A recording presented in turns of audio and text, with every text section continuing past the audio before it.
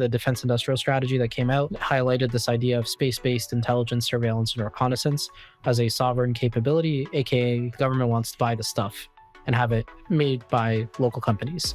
And if you think about who cares about getting data back in real time, it's really emergency situations, disaster relief.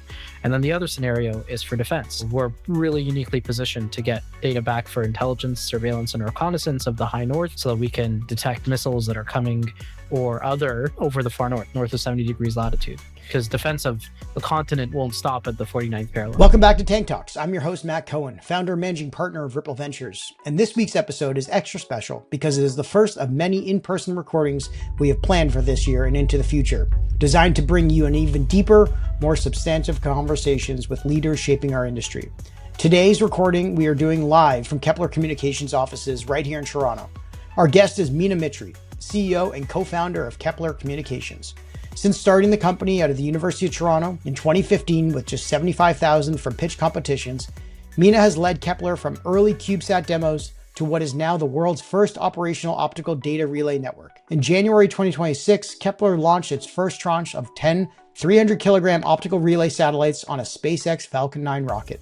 By March, they had commissioned the largest compute cluster currently in orbit, and just recently, Kepler was selected as prime contractor for ESA's Hydron Element 3 project. We're talking about real-time connectivity in space, on-orbit AI and edge compute, sovereign infrastructure, and what it all means for defense, Earth observation, human spaceflight, and the broader space economy. Now let's jump into the tank for this week's episode with Mina Mitry from Kepler Communications.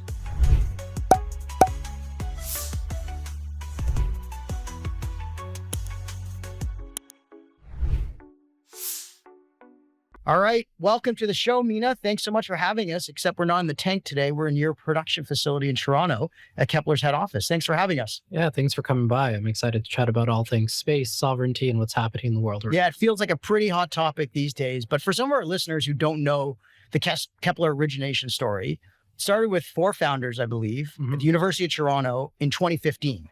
With about $75,000 of like prize money, if you will. Can you explain that sort of concept to us, how you got the team together originally? I know you're the big engineering brains behind a lot of it, but how did that group of friends come together and what was it like getting started? So why don't I take a step back, actually walk you through my life history, if that works. Were you a tinker as a kid? Yeah. No, I was completely opposite. So my parents were first generation immigrants from Egypt to Canada. Okay. Moved here when I was 6 years old. I have 2 older sisters, way smarter than me in every attribute of the word. And I really credit them for like enabling me to have an education, because there was sort of a memorable moment in grade 11 where they came and sat me down and basically said, how are you going to go to university? And your sisters did this, not your parents. Yeah. Wow. Yeah. And obviously like you don't come from wealth as first generation immigrants. And so they were like, how are you going to afford being able to get into university? What are you going to go do? And that, I think, was a pivotal moment to just learn, have a worldview, and be more driven. Fast forward a little bit in university, I did my undergrad, my master's, started a PhD, left a PhD. But most important, I built a university design team where we design and build rockets, satellites, drones for competitions around the world.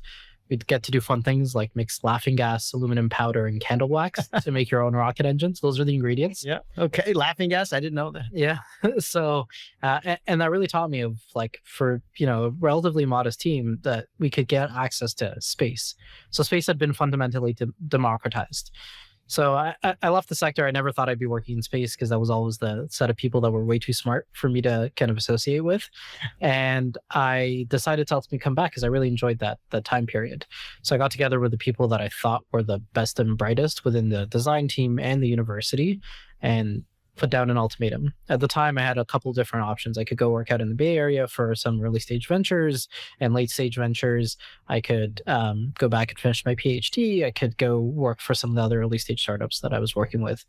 And then I laid down the ultimatum. Like, everybody's going to leave their full-time jobs or PhDs, and we're going to get going on this, or we're not. And like choices between us to go get that. When you had that ultimatum with your co-founders, what was this? Because there was nothing like this to talk about. And there were real options for Canadians to go down to the Bay Area, right? SpaceX was around already. Yeah. There were other people in the space place that you can go and work for. So when you say this is the other option, what was this at the time? So I think the founding thesis for Kepler hasn't really changed, right? There's been so much investment that's gone into transportation. How do we get up and accessing space, but very limited investment into the telephone poles, the communications infrastructure that's out there in space. And our thesis at the time was, let's go ahead and build up that infrastructure so we could get real-time access to data from space, or in other words, bring internet outside of Earth. And that didn't change. And I think the ultimatum was pretty clear. Like, you could spend your time working on what would be narrowly scoped, perhaps irrelevant problems for humanity, or you could take a big risk and get started on, at the time, entrepreneurship wasn't really popular, and you could take that big risk, but the reward would be enormous, and then you could have some of the world's most fulfilling work that you get to stamp your name. And just so our listeners understand, you got $75,000 in prize money, and you were really trying to take off-the-shelf technology at first and adopt it to the maritime industry, correct? There was nothing really hardware-centric. It was all software-driven in those early days, correct? The business has pivoted a couple times. Of course, in those early days, though. Hit our product market fit and continue to see the growth that we're seeing today. Today, we're a team of just over 200 people, 180 in Canada, 20 in the US, and a few scattered throughout Europe. We vertically integrate, so we produce all our own satellites in our Toronto headquarters that we're chatting about here, and I'm sure we'll see it. Yeah. And most recently in January, we launched 10 satellites that are each 300 kilograms in mass. It's the largest orbital data center on orbit today. And it shoots lasers at each other, which I think is the coolest thing to get to talk about. It's very cool. We're going to get to that. But in terms of the business model in those early days, you did it in a very efficient way compared to a lot of people who are going to go out and raise, you've raised over 300 million to date. But in the early days, there were people who said they needed that day one to even get something like this off the ground.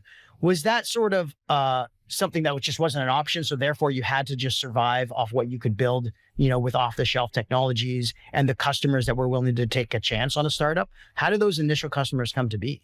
Yeah. So I think if you were an investor I was pitching in 2015, you'd think I was delusional, right? Because I'm advertising this idea of, we're going to put stuff into space. These things will shoot lasers between each other. We'll create a fiber optic mesh network in space, and we'll get data back in real time, which matters for a number of different applications, whether it's wildfire detection in real time or intelligence, surveillance, and reconnaissance.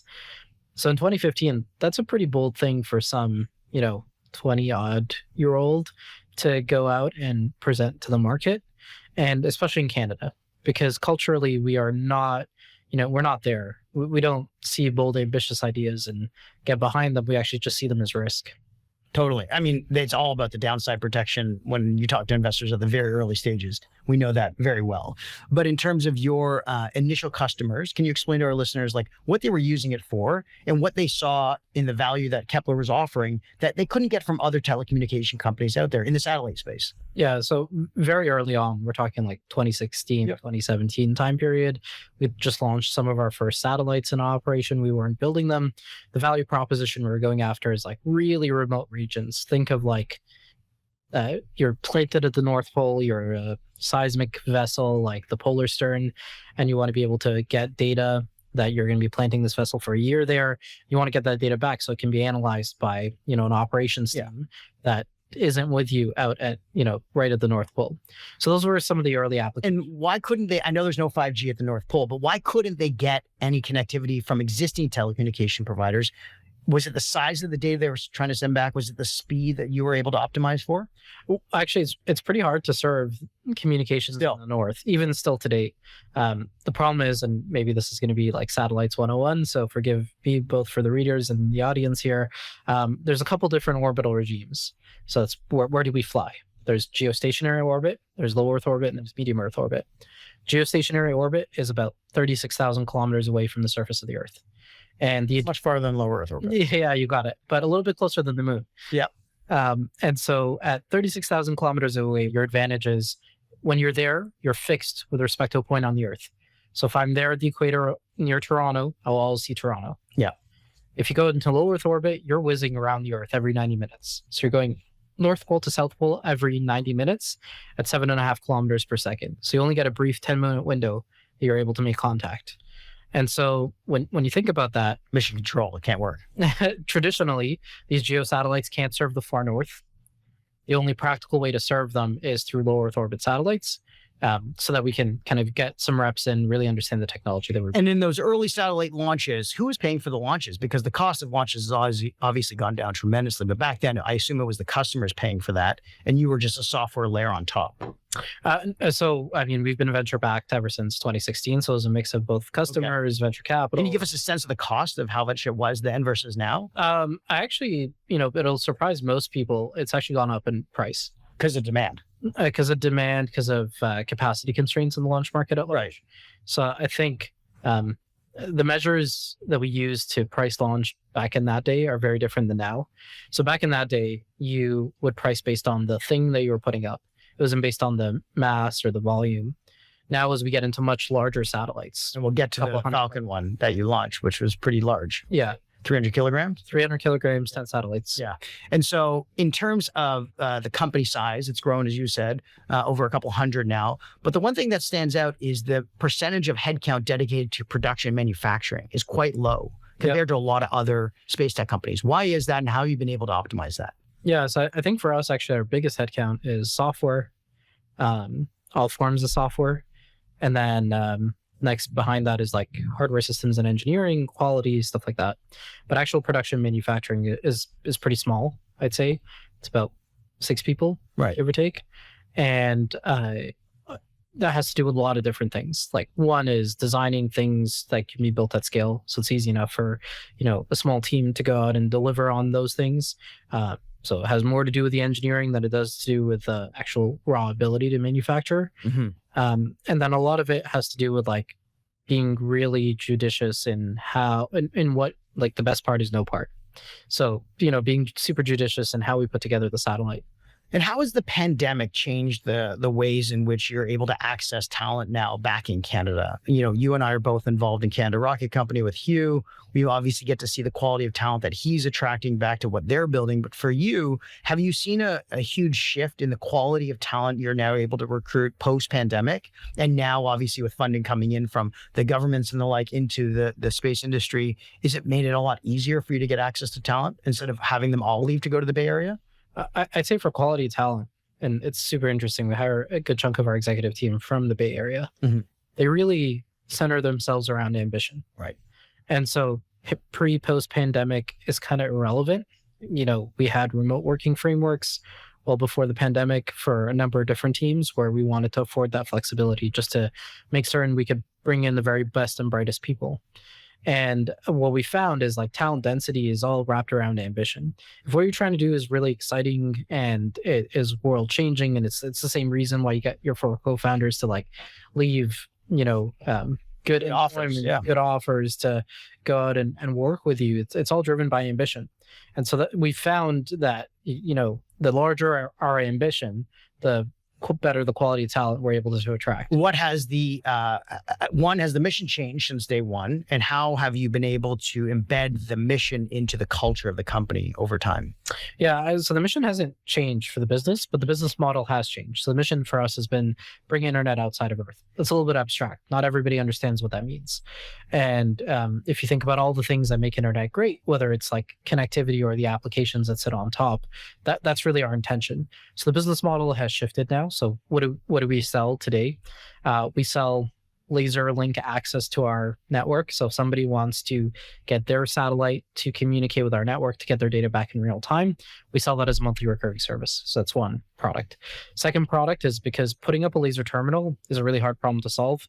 It's you're pointing a laser pointer to an object the size of a baseball 6,500 kilometers away while you're moving at 7.5 kilometers per second and you're trying to hold it steady, which is a pretty hard problem to solve. So what we've done, because we've built all of our own satellites now that are highly capable over the decade plus of research and development we've put forward, we now offer for customers to take their sensor or their piece of equipment and put it on top of our satellites. So you don't have to deal with the same problems that we've already had to solve over years and years and years.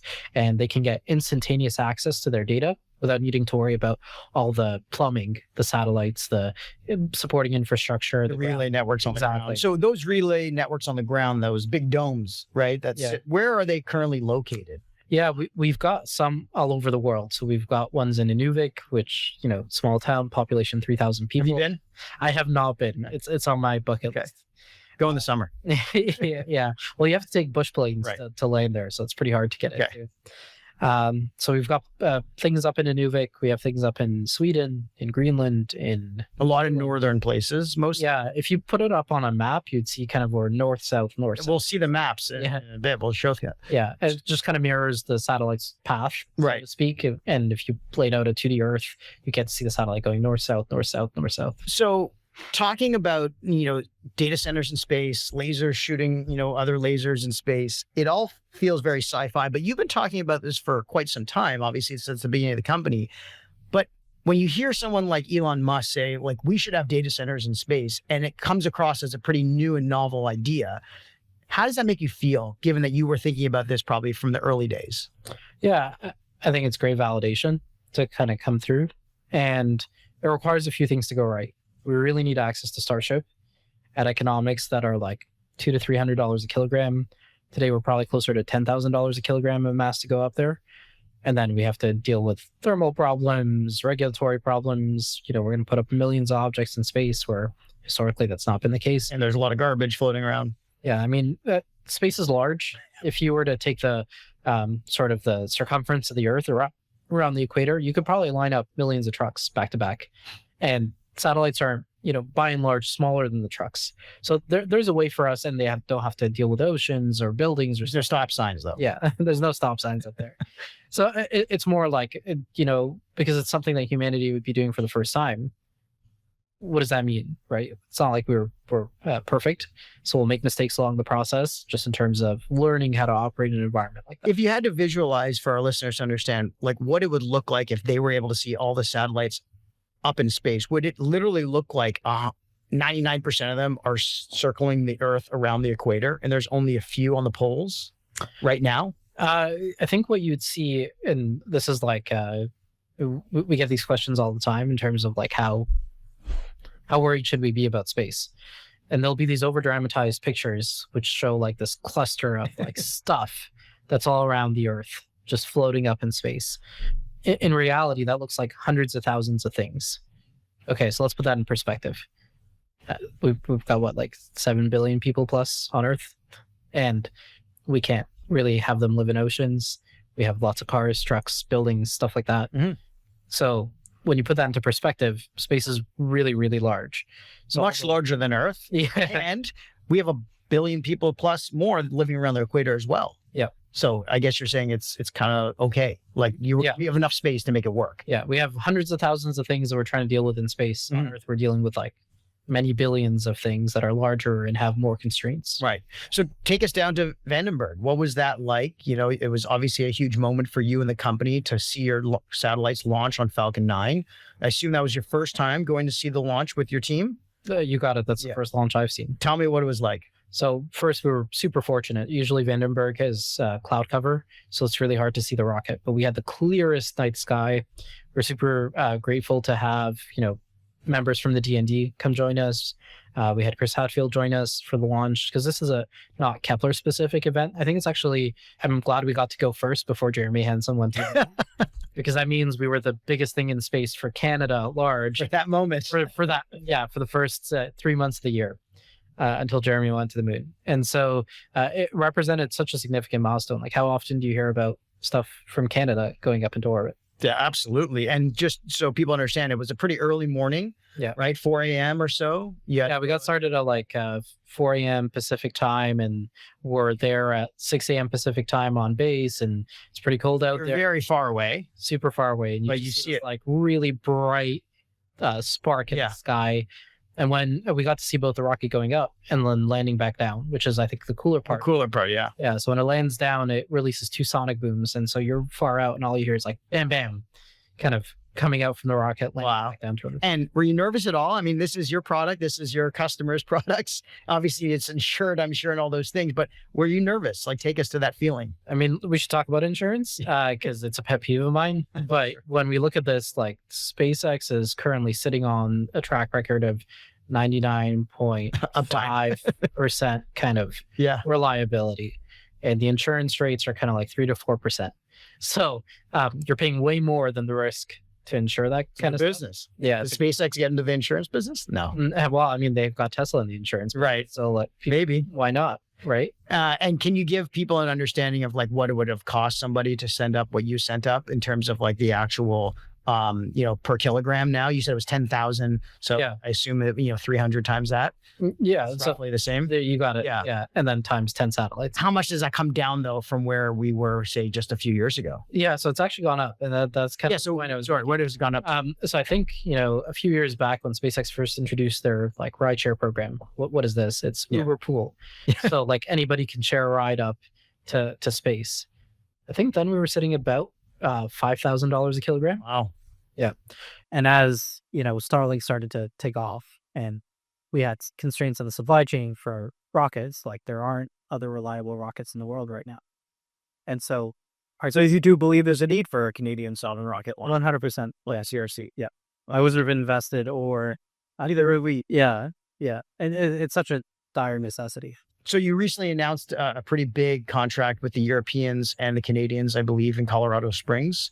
At Hydron is what they called it. Can you tell us a little bit about your involvement in relationships with these different space agencies, as well as the Department of National Defense, and how Kepler is helping solve a lot of the problems they currently haven't been able to solve in the past? Yeah. So if you think about what's our unique value proposition, it's giving people full stack infrastructure so they can get real-time access to data from space.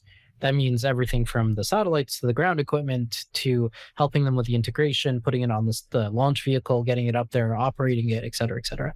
And that full stack infrastructure is a huge value proposition that just kind of doesn't exist natively in a lot of places around the world. We also are, it's kind of like we're the only company in the world that can do laser-based communications right now from a commercial basis. So it became a natural evolution. What we deliver for the European Space Agency and the Canadians is the ability for them to get data from space in real time. And so we give them access to our infrastructure that's on orbit today, and we'll enable them to do things like space domain awareness. So taking pictures of stuff in space so that they know what's happening in the space environment, get that data back in real time. And there are a bunch of like US companies has Axiom Space, right? And there's a lot of companies that have been taking images in space for a long time and selling it to commercial, private and public enterprises. What has the Canadian government looked upon from our own, backyard in order to solve this? Like, it feels like there's a lot resting on Kepler's shoulders right now. Well, it's really about full stack infrastructure, right? It's not like there's a lot of problems to solve to get things working well in space. And we talked about that problem of a laser pointer to something the size of a baseball, 6,500 kilometers away. Getting access to full stack infrastructure is really the bottleneck so that, the government doesn't effectively act as a systems integrator. We're seeing a lot of tailwinds behind us. The defense industrial strategy that came out highlighted this idea of space-based intelligence, surveillance, and reconnaissance as a sovereign capability, aka the government wants to buy the stuff and have it made by local companies. And if you think about, well, who cares about getting data back in real time? It's really emergency situations, disaster relief. And then the other scenario is for defense. So we're really uniquely positioned to get data back for intelligence, surveillance, and reconnaissance of the high north so that we can, detect missiles that are coming or other over the far north of 70 degrees latitude. Because defense of the continent won't stop at the 49th parallel. Right. We had Glenn Cowan from 19 on the podcast, and he talked about the Arctic being the frontier for us, and we're right on the front lines of that. I assume you've had this belief as well that we are going to need to be spending a lot more time, money, and effort building up our defenses around the Arctic, and a lot of that comes down to technology and data. How is Kepler positioning itself, as it always has been, to be able to help bring a lot more of the industrial revolution to the Arctic, as the government is now asking us to do so quickly? Yeah. So, the Arctic is millions of square kilometers. That's a very austere environment, super hard to send people up there. And I think, a good portion of the prevention of threats is the identification, detection of the activity that's taking place. If you know where your adversaries are, you can also take on effects that impact your adversaries. And so space provides a really unique perspective, but even more importantly, it's this concept of full stack real-time infrastructure so that governments like the one in Canada can within 24 months tap Kepler and say, I want to get real-time thermal data. So I know if somebody's ship is traveling through the Arctic, I can measure the temperature differences from the wake of the ship as it's passing through because they may not be emitting any other transponder signal. And so we give them full stack real-time access to data from space so that we can monitor, millions of square kilometers of territory and be able to deter any threat. Right. And how have the geopolitical tailwinds gone in your favor? We're obviously seeing sovereignty being front and center for not just, technologies like yours, but with Cohere in Canada and other companies in Canada that are requiring more and more sovereignty use cases. How has that gone in your favor? And how do you think that's going to help you, but also potentially hurt you from getting other global customers? So I think Carney's speech in Davos was pretty resonant throughout. This concept of middle powers uniting to build a superpower in effect. And that's been a tailwind. So we get outreach from all the middle powers and their defense ministries who are interested in, they understand that we're unique in our capability set, full stack real-time infrastructure for space. And they have an urgent need. They need to satisfy like a gap that they have in some of this data for 2028, 2029. And what's the business model? How is it evolving? What's the contract length? And these are not SaaS contracts. You can't renew every month. What are we talking about here? These are 3, 5-year, 10-year commitments? You got it. So typically they're 3 to 5 year commitments with 2 1-year option extensions. They are pretty high margin for the business, about 70% gross margin. And we find that it's a recurring revenue basis. And they take how long to get into an actual business relationship? Yeah, it really depends on the customer. Like commercially, we've gone and engaged with pure commercial entities in as little as 45 days. So signing to delivery of service. Government contracts are on a very different sales cycle. That's 18 months, I'd say. But we're seeing appetite from all sorts of these governments to move faster on an unsolicited basis. Yeah. Well, listen, capital markets are at all-time highs. People are getting more and more excited about deeper technology companies coming out. SpaceX IPO is going to be a huge tailwind for the industry. A huge waterfall of capital will be coming back into investors' hands, which may fall its way into your lap. How are you thinking about the company's future in terms of funding? And how do you think about it being known to more, retail or just regular investors rather than just the private institutional investors you've had to date? Yeah, we've tried our best to be very selective of our cap table for a number of different reasons. Like one, you don't want foreign investors that make it harder for you to hold secret or top secret clearance or stuff like that. We want people who understand the domain, so that way we can work together in the delivery of services all around the world. And I think we sit in a pretty good position, a healthy balance sheet today, but obviously capital markets are amazing. Every board is probably looking at the capital markets and saying why aren't you fundraising? You don't need the money, but go to the market. Right. Just find out. But nobody's pushing the Xanadu SPAC idea on you just yet. Nobody's pushing that on me just yet. Look, it's, what is it, 300%? Something like that. Yeah. What do you think, though, in terms of a competitive moat for you now, given that there is more capital coming into the space that may say, well, if Kepler's not willing to take our capital and we're going to bet on somebody else, does that become a hard dynamic to navigate sometimes? Yeah. I don't want to give the wrong impression. We'll take advantage of this market as much as anybody else, and we'll engage in, discussions with investors now. So I just want to at least, of course, lay that groundwork. But the tailwinds of SpaceX kind of flow of funds coming back to investors is going to start to chase and push more money into other things that have not raised billions yet. You've raised just over 300. So is that something that you've cognitively thought about? Have you been watching sort of how the SpaceX IPO is falling? For sure. Yeah. SpaceX IPO will be huge for the sector at large, just creating downstream liquidity and showing to the markets, public markets, what does it look like to have a massive outcome? Right. So I think that's going to create a huge tailwind, and we'd be dumb not to take advantage of that. So we're going to do it.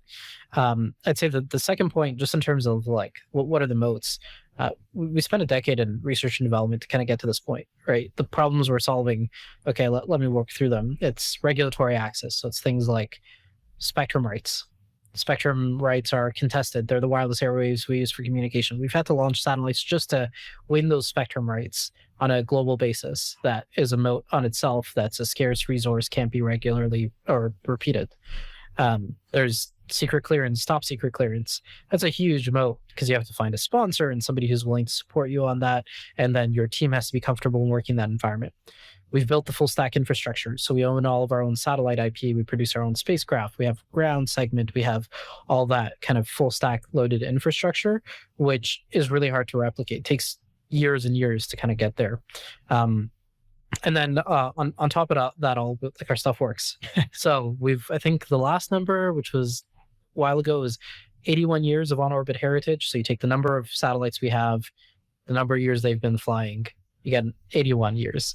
And that's like hard to replicate in terms of all the lessons learned. So you could throw money at other companies, but that This is not the industry to throw money around without expertise behind it, for sure. Yeah, and time. And time is the thing you just cannot replicate. Right. And so, as much as you want to put the next couple $100 million into a different company, like you cannot replicate the moats that we've built because they just take a really long time to reproduce. You mentioned Jeremy Hansen before. It's quite incredible to see what we saw, just a few weeks ago with the Artemis 2 mission. Can you talk about how that is impacting you personally as someone building in the space, and how you think this is going to impact a lot of generations in the future? Like, where were you watching it? How did it make you feel and things like that?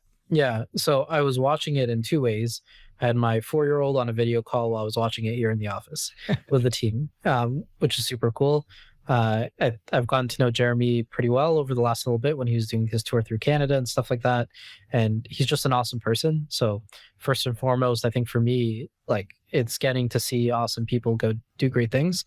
And that is an example we get to set for, like, the 4-year-old and future generations. So that was super cool.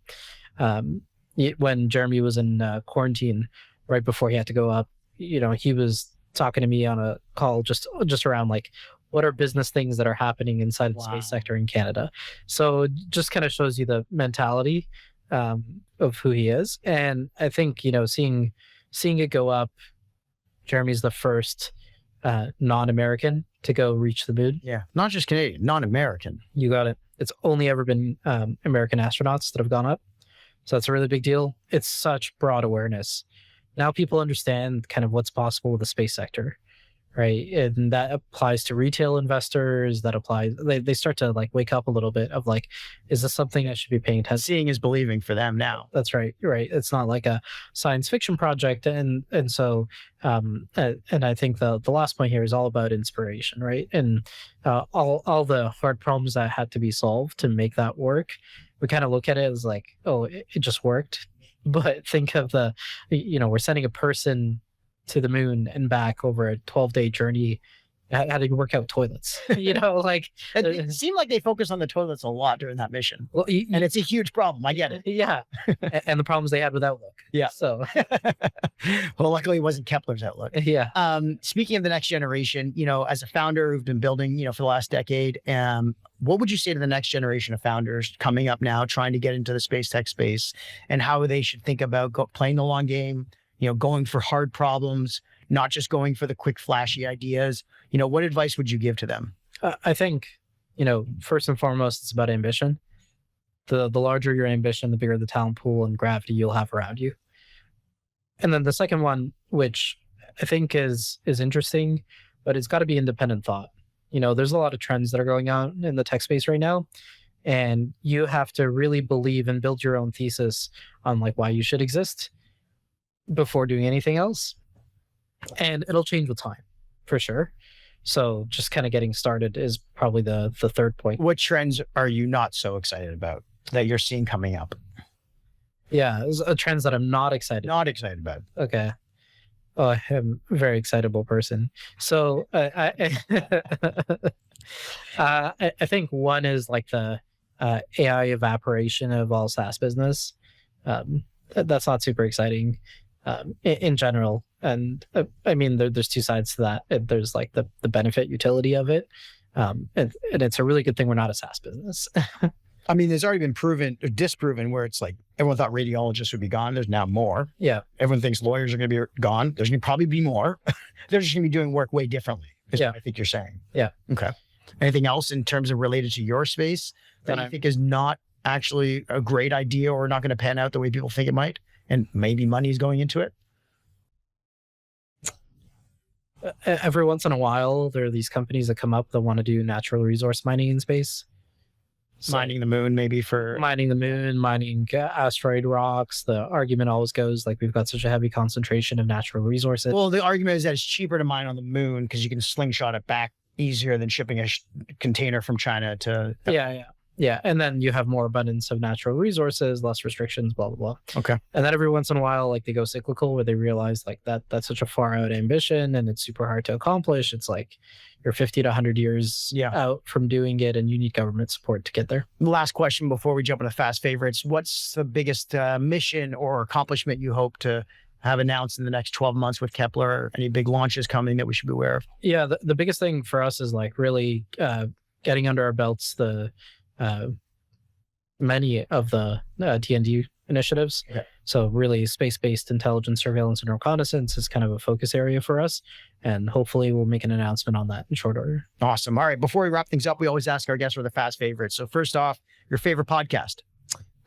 Wait, hold on. Ripple Ventures, Tank Talks, Thank you. right? Yes. Sorry. Your new favorite? Yeah, but Diary of the CEO. Diary of the CEO. That's a good one. Next is your favorite newsletter or blog? Any space blogs you read? Yeah, so Payload does this really good kind of newsletter in your inbox kind of thing. So that's always been helpful to keep up. I assume you've been in it a few times? A couple times. A couple times. Yeah. How about your favorite tech gadget? My favorite tech gadget. Kepler satellite? Yeah. No, actually, it's super random. It's about lawn care, which is What? What is that? Okay. So I really want to get this thing, and this is a way to try and convince my wife. It's called a Yarbo. Oh, yeah, of course. The Arbo, the robot like lawn vacuum. It's just amazing. So You have enough lawn to use it no, on? I have zero justification for it, but I just get excited about this idea of using an Xbox controller to Oh, that's cool. mow my lawn, Clean the leaves and all that. clean yeah. up the leaves, plow the snow. It is completely illogical, but and I don't even think we'd have the space for it in Toronto. But I really, I always got excited when I sent my Roomba off on a mission, you know, and I just let it free and then come back and there's all this dirt and dust inside of it. Like I felt satisfied. yeah. It is very true that a lot of men mostly like to follow those TikTok videos of people cleaning yards, like the grass cutting ones. Oh It's yeah. very soothing. Actually, I can't spend time on TikTok because that's owned by ByteDance. I don't have it, but I remember But seeing yeah, no. This is all just like a, growing an obsession over building a golf green grass. And Oh yeah, for sure. How about your favorite new trend? my favorite new trend is space. Like it's a super hot topic. You knew that this is going to come out, Of right? course, I know. All right. How about your favorite new book? I'd have to say it's a shout out to a friend of mine, Chris Hadfield, with his new book called Final Orbit. It's an Apollo murder series. I won't ruin any of the details in it, but it relies on his firsthand experience of what's taking place in space. Wow. It's got a lot of realism to it and things that he's actually done. So I've met Chris twice, and he's an incredible human being, obviously, very, very personable. But I have got to ask you now with Jeremy Hansen and Chris Hadfield, it feels like astronauts are kind of like athletes now, where they're getting involved in both the business side, the media marketing side, as well as being like the smartest, most ambitious go-getters out there. Do you notice that more people are gravitating towards astronauts and pulling them into things like this? Or has that always been the case and we're just seeing more of it? I think that's always been the case, and it's a lot more visible now. Chris Hadfield is a household name for everybody. If you get an email from Chris, you're probably going to answer. And so it really helps to have them. And that's how like Canada leverages these athletes. Yeah, absolutely. Yeah, he's bigger than Chris Crosby, maybe. Yeah. And last but not least is your favorite life lesson. Surrounding myself with the people that I admire or aspire to be, I think it's something I've learned all throughout university and the like. When you get just super fortunate opportunity to be amongst people who are like, holy shit, how do I ever catch up to them? Right? Like, how do I be a fifth as good as they are? I think that's probably my favorite life lesson. Yeah, surround yourself with good people and you will do good things, I guess is what you're saying. So thanks so much for doing this, Mina. I really appreciate it. Yeah, Good luck. pleasure. What is We're here in our production space in Toronto. Here we can deliver something like 4 satellites a month if we're doing one shift, or 8 satellites a month if we're running double shifts Wow. throughout the day. And what's the typical order that you're trying to match timing-wise? Are you trying to get like 10 out every couple months? Yeah, so every year and a bit, we're launching somewhere between 10 to 20 satellites. Okay. And then in the intermediate period, we're launching something between 1 to 5. So if you think of what our customers will get, they'll get access either to their network Right. or if they want to put a thing in space, they get access to our infrastructure. Right, and you have a clean room over here. Yeah, this is the largest clean room in the GTA. Okay. And it's used to kind of pump out or build satellites in parallel. Similar to what you would see in like a biomanufacturing clean room? Biomanufacturing, they have different tolerances on how course. much like garbage can be in the air. Yeah. And so, there's a couple of these in Canada. And I heard that you also have a space room that simulates the lack space of environment. Space environment. Tell us about that. Yeah, so we have a test environment down this way. A couple different testing facilities. One is a thermal vacuum chamber. Sounds like a fancy word. Yeah. It's an oven.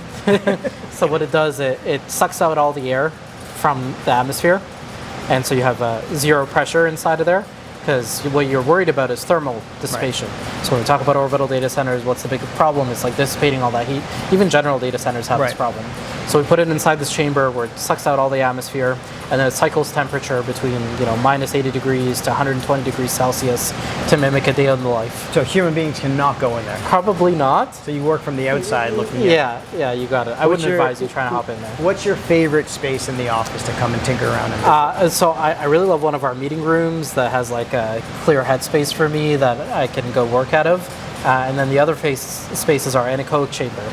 So what that is, it's a room filled with pointy cones. I saw those. Yes. The sound collection cones. Yeah, so it actually minimizes any radio frequency emissions. So like your cell phone will work in there, but the idea is for us to be able to test when an antenna we're building, how it's going to work in space. Do you ever go in there to meditate or just be by yourself? You'd go psycho, right? Like you can't hear anything. You can't. You hear your own blood flow.